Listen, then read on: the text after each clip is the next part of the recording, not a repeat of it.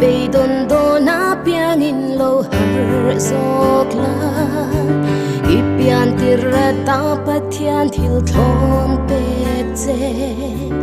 amalin thiar lama ki ting he yang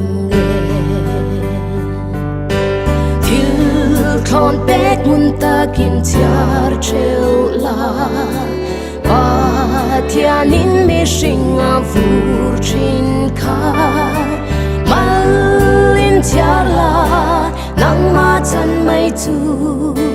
mak ti reng in hi fat pho tang a pe tu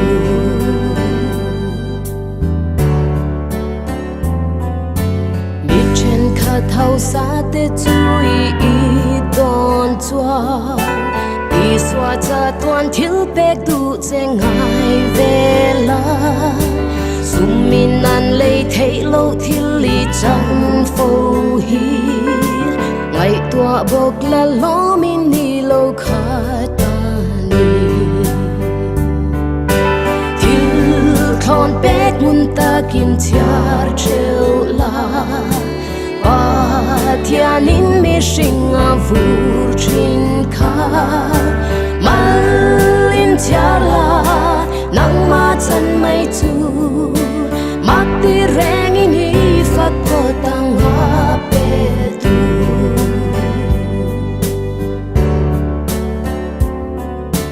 she om na I chung a lo theng fo se la ka that na tu rani chu ti in ngai la rang ka chak thiang lim nan mei an mang ang ni pathian in thil harin mi a siam cha chi thil thon pek mun ta kin thiar treu la pathian in mi sinh a vur chin kha malin thiar la nang ma chan mai chu mak ti reng in hi fat pho tang a pe tu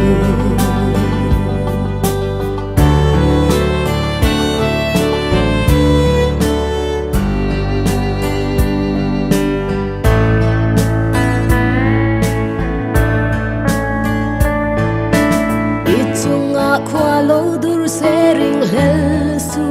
la pathian in eng kim chunga ro wa re la kho dur kho thiang nen in lei a lo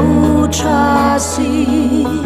mi sing siam that nan kho dur an ngai ani thil thon pek mun ta kin thiar treu la Thian in mi sinh a vur chin kha malin thiar la nang ma chan mai chu mak ti reng in hi fat pho tang a pe tu thil thon pek mun ta kin thiar treu la Thian in mi sinh a vur chin